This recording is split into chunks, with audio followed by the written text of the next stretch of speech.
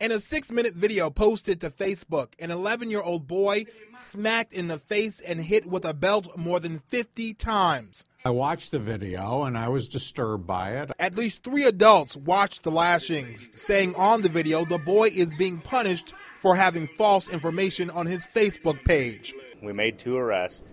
We're seeking at least 1 warrant at this time. Police say it happened in this neighborhood on Flint's east side. Officers went to that location with Child Protective Services and made the 2 arrests. The 11-year-old boy and an infant now in protective custody.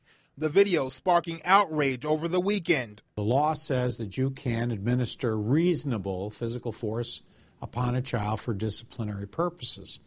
I think this was unreasonable. The video shared more than 1,000 times before being deleted from the boy's Facebook page.